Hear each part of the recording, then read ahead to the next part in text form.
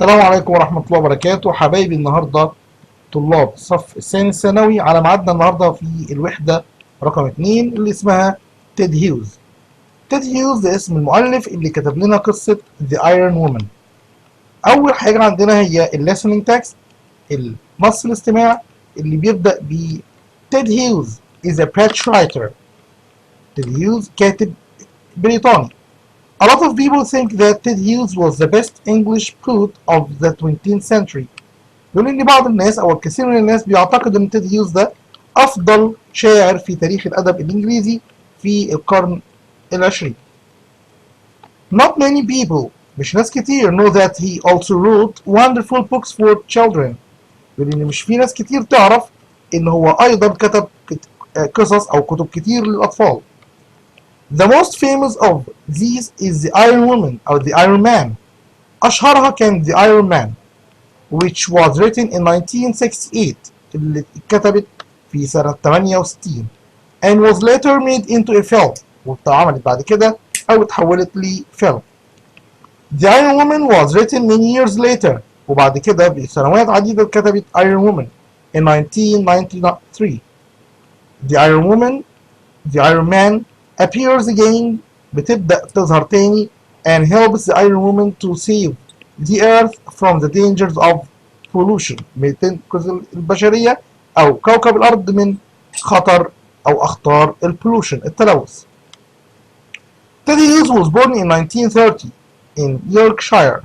ولد تيد هيوز في 1930 في يوركشاير which is in the north of England واللي تقع في أعلى أو في شمال إنجلند في شمال إنجلترا. بيقول إني during أثناء during اللي بيجي بعدها noun during his childhood أثناء طفولته he spent a lot of time قضى كثير من الوقت in the countryside في الريف and was interested in animals ويهتم جدا أو كان مهتم بالحيوانات and birds والطيور. He also loved writing وكان بيحب الكتابة. He started writing poems when he was at school وبدأ في كتابة القصائد لما كان لسه في المدرسة. After university وبعد الجامعة Hughes had a lot of different jobs. اشتغل شغلانات عديدة. He worked as a gardener, a teacher and in a zoo. اشتغل جنايني ومدرس واشتغل عامل في حديقة الحيوان. Where he learned a lot about animals. ده طبعا بيقصد بيها حديقة الحيوان إن هناك تعلم كثير عن الحيوانات. He started to work for a magazine. بدأ يشتغل لصالح مجلة. He met his wife. قابل زوجته who also worked at the magazine اللي كانت شغالة برضه في المجلة. At this time وفي الوقت ده his wife whose name was Sylvia Plath. زوجته اللي كان اسمها سيلفيا was a famous American poet. كانت شاعرة أمريكية مشهورة. It was after their first child فريدة وبعد ميلادهم لبنتهم الأولى فريدة was born that his first book of poems for children was published. بعد ما فريدة اتولد معاها أو اتنشر معاها أول كتاب قصائد للأطفال عن طريق تيد هيوز.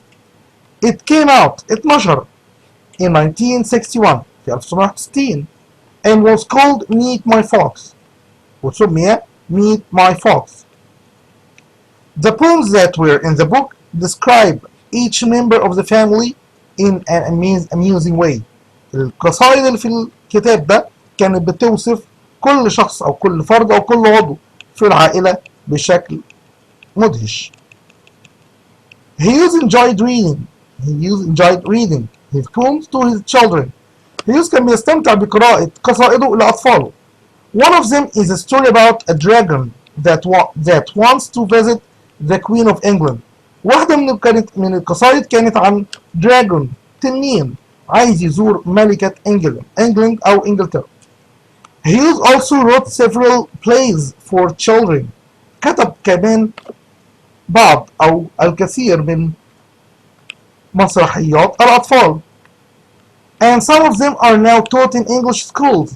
وبعضها دلوقتي بيتدرس في مدارس التعليم اللغة الإنجليزية. The books which people like most الكتب اللي الناس حبتها أكتر were often about nature كانت عن الطبيعة.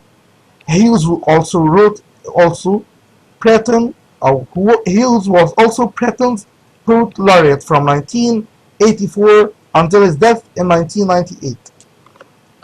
poet laureate يعني شاعر البلاط، الشاعر اللي موجود في القصر كل شغلانته انه بيألف قصايد مدح في الملكة أو في الملك. This was a time when he wrote special poems to celebrate important national events for the queen. وده كان الوقت اللي هو كان بيألف فيه قصص خاصة أو قصائد خاصة to celebrate يحتفل للاحتفال ب important national events أو أحداث قومية مهمة بالنسبة للملك. ده كان نص listening أو نص الاستماع بتاع تيد هيوز. طيب بيبقى عندي النهارده أو تاني حاجة في اليونت هي The Iron Woman اللي هو reading text نص الاستماع. طبعا ولادنا عارفين نص الاستماع ده أهميته في استخدام الفوكاب المهم اللي في اليونت، وإن ممكن يجي لنا باراجراف عن موضوع من موضوعات الريدنج أو موضوع شبه الموضوعات دي، فاحنا برضو بنستغل الريدنج تكست في معرفة الفوكاب الجديدة، وإن ممكن يجي لنا باراجراف أو comprehension قريبة منها. بتبدأ كده أحداث السمري التلخيص بتاعنا. بيقول إن لوسي first saw the Iron Woman as she was climbing out of a dirty marsh. لوسي بطلة القصة بتاعتنا أول مرة شافت فيها الأيرون وومن كانت خارجة من dirty marsh. marsh يعني مستنقع مياه، dirty طبعا متسخ أو مش نظيف. Iron Woman was enormous معناها very big with bright red eyes بعيون حمراء لامعة. She is as big as Lucy's house كانت في حجم منزل لوسي طبعا enormous. Lucy was terrified كانت خايفة حقها and quickly ran home ورجعت على البيت. Later وبعد ذلك Lucy woke up from a dream صحيت لوسي من حلم and found that the Iron Woman had come to ask for her help. ايه ده معقول؟ الايرون وومن جاية تطلب مساعدتها؟ هنشوف. She wanted Lucy to clean the mud from her. طلبت من لوسي انها تنظف لها الطين اللي على جسمها. Lucy did this. لوسي عملت كده فعلا. The Iron Woman told Lucy why she had come. الايرون وومن بتقول للوسي سبب مجيئها. She wanted to destroy the factory by the river. لا هي الايرون وومن عايزة تدمر الفاكتوري باي ذا ريفر اللي جنب الريفر النهر. She thought that if she killed all the workers in the factory هي كانت تعتقد ان لو قتلت كل الناس اللي في الفاكتوري في المصنع she would save the planet يعني هتنقذ الكوكب كله. بيقول اني كان سبب خوفها او سبب غضبها على المصنع ان the workers ان العمال were throwing toxic waste كانوا بيرموا toxic waste نفايات سامة into the river. This was killing all the fish in the water ده كان بيموت السمك اللي في المية. Lucy asked her not to destroy the factory ما تدمريش الفاكتوري بتاعنا where Lucy's father worked. ده مش بس كده ده بابا لوسي بيشتغل في الفاكتوري. But the Iron Woman said that she must لازم هدمر الفاكتوري اللي بيلوث النهر ده. She walked off into the night ومشيت خلال الليل. Lucy remembered reading about the Iron Man. لوسي افتكرت انها قرت قبل كده عن الايرون مان in a newspaper في الجورنال. And a boy called Huggers who was his friend. وعرفت ان في ولد اسمه هوجرز صديقه. She wrote to Huggers كتبت او بعتت لهوجرز and asked them to bring the Iron Man. الحقني ابعت لي الايرون مان. Perhaps together they would be able to protect the factory. ممكن او ربما مع بعض يقدروا يحموا الفاكتوري and also stop it polluting the river ويمنعوا برضه تلويثه للنهر. The next day في تاني يوم Lucy met Huggers and the Iron Man next to the factory. لوسي قدرت تقابل هوجرز والايرون مان بالقرب من الفاكتوري. At the moment the Iron Man arrived وفي نفس الوقت الايرون وومن arrived وصلت. she was ready to destroy the factory. جاهزة إنها تدمر الفاكتوري. Hoggers stopped the Iron Woman. Hoggers منعها. He said that the Iron Man had a plan. طيب اهدي كده، الأيرون مان عنده خطة. The Iron Man gave the Iron Woman special powers. الأيرون مان أعطى للسيدة أو للأيرون وومن special powers. قوة خاصة أو قوة خارقة. طيب هتعمل بيها إيه؟ so that she was able to turn the factory workers into fish. هو هيرضيها، خلاها تحول العمال اللي هم أذوا النهر وأذوا السمك إلى سمك، أو أذوا السمك اللي في الواتر أو في الريفر، وحولت العمال اللي عملوا فيهم كده إلى فيش، إلى أسماك. They all had to live in the river. اضطروا إنهم يعيشوا في الريفر. ماله؟ اللي they had poisoned، اللي هم سمموه بإيديهم. The workers felt the pain that the fish felt in this poison river. العمال حسوا بالتلوث اللي أو بالألم اللي السمك حس بيه في النهر اللي هم لوثوه بنفسهم. And suddenly understood the terrible damage they had caused. وفجأة أو بسرعة عرفوا الدمار اللي هم تسببوا فيه. The Iron Woman turned them back into people after they promised never to pollute the earth again. الايرون وومن قلبها طيب، حولتهم تاني لبني ادمين بعد ما وعدوها ان هم مش هيلوثوا ابدا الكوكب تاني او الكره الارضيه تاني. However, the men were so frightened by this experience. وبعد كده الرجاله او الوركرز العمال كانوا مرعوبين من التجربه دي. That all of them now had white hair. لدرجه ان شعرهم ابيض من الخضه او من الخوف. The river became clean at once again. النهر بقى نضيف مرة تانية. But the men's hair didn't change and remained white. ولكن شعر العمال فضل white forever إلى الأبد، علشان طبعا يحسوا بغلطتهم.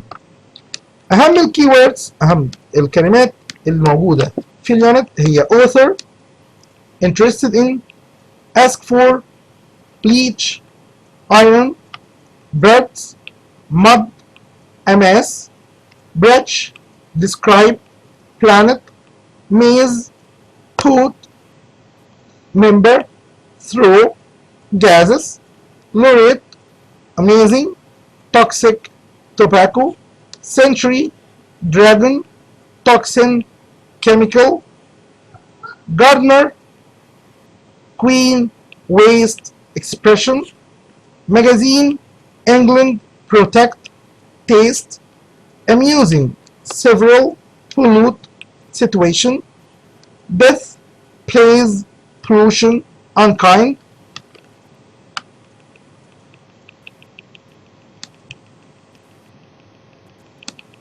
نكمل مع بعض أهم الفوكاب. poem, French, power, location, come out, nature, turn into, surely, publish, real, poison, space, fault, destroy, pain, area, appear, historic, damage, park, save, manager, cause, negotiate, earth, climb, promise, choice, dangers, marsh, frightened, summary, pollution, enormous, experience, nearby, during, pride, remain, somewhere, childhood, terrified, white, transport,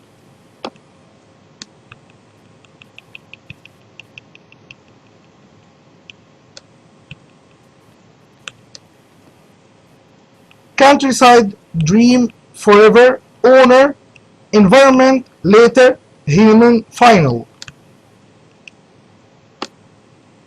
أهم definitions عندي waste, childhood, death, publish, put, laureate, turn into, amusing, enormous, toxic, marsh, remain, forever.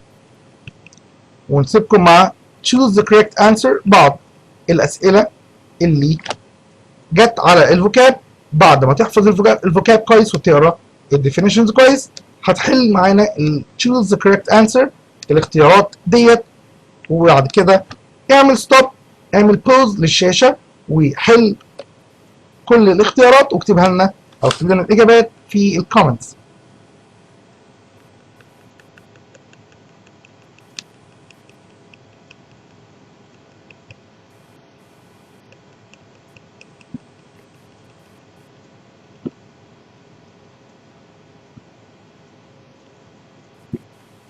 سايبين لك الشاشه عندنا 44 جمله. choose the correct answer، اختار الاجابه الصح واكتب لنا الانسرز بتاعتك في الكومنتس، وان شاء الله نرد عليك بالنتيجه من 44.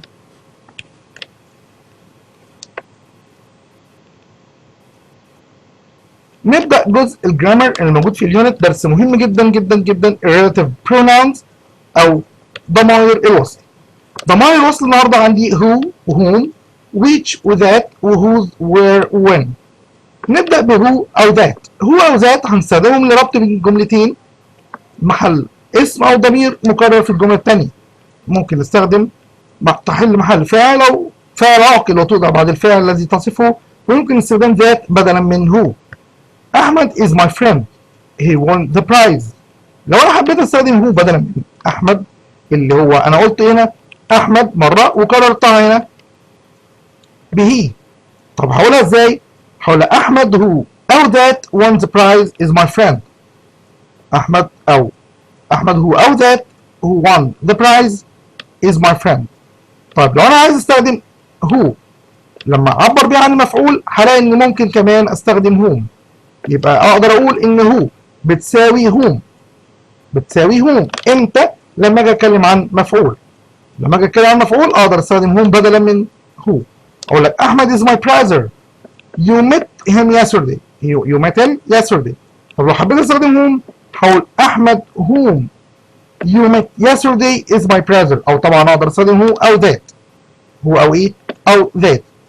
طيب بيقول لي كمان خلي بالنا ان يمكن حذف ضمير الوصل اذا كان يحل محل مفعول.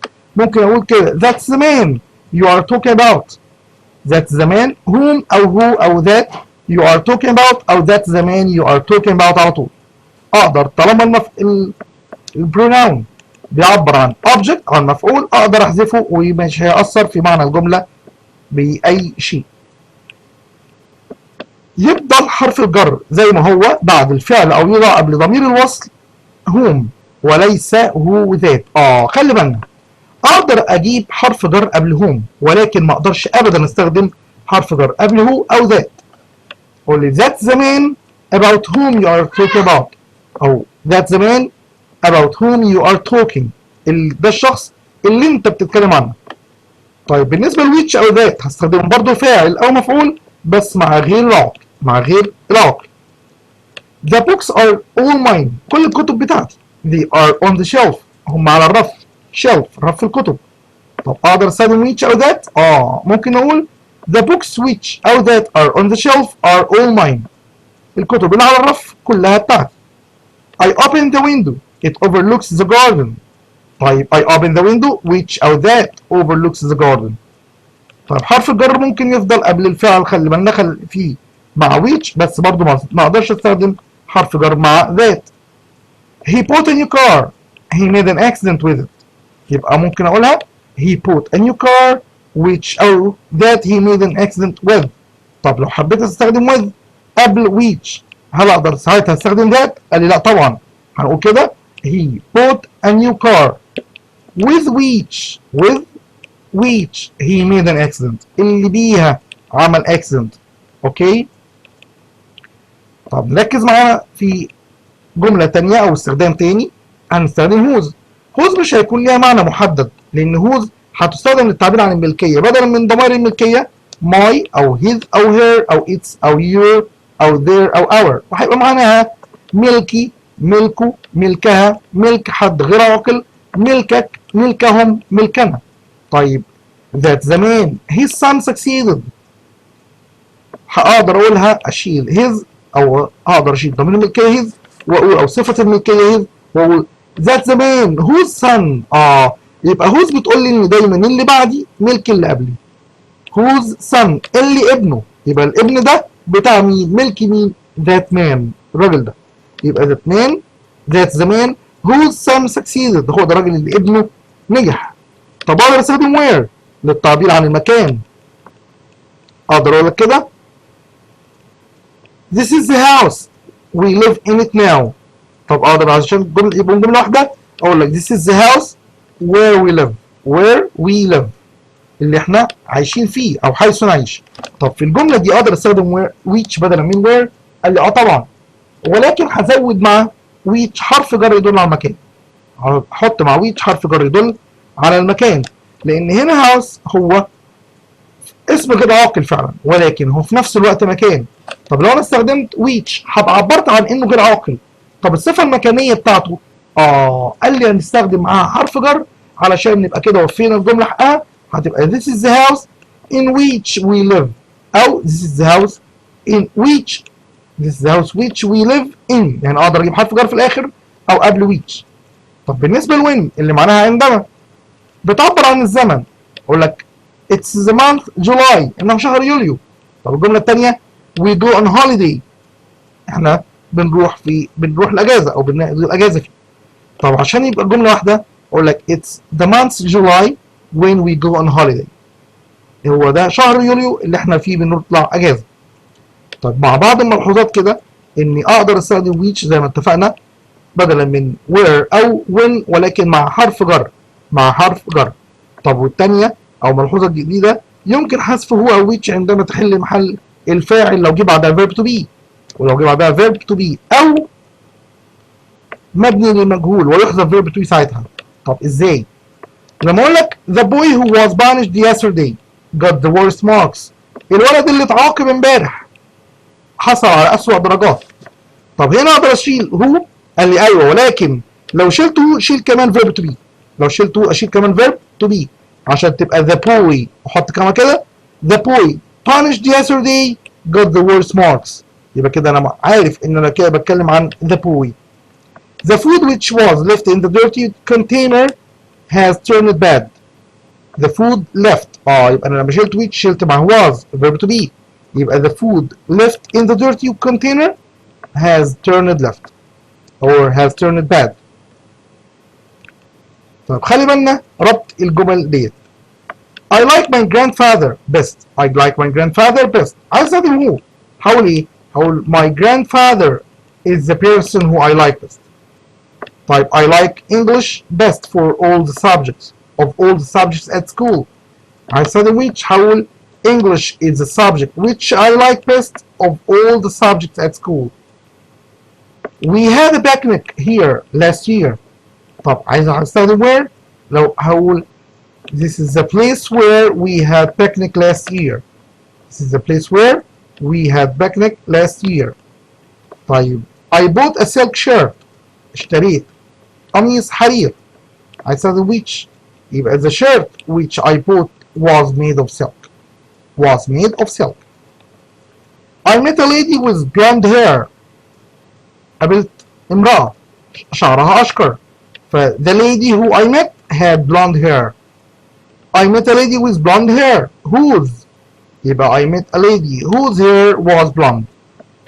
وهنا بنكون وصلنا لنهاية شرح relative pronouns، وبرضو هنسيبكم مع أهم أسئلة choose the correct answer مع أكتر عدد من الأسئلة. اعمل pause أو اعمل إيقاف للشاشة اللي قدامك. لو أنت بتتفرج معانا على اليوتيوب اعمل مشاركة، اعمل شير للحلقة، وصل الحلقة لكل زمايلك في الصف الثاني الثانوي. كان معاكم طاهر منصور مدرس اللغة الإنجليزية. اتشرفت بكم ونفع الله بكم. السلام عليكم ورحمة الله وبركاته.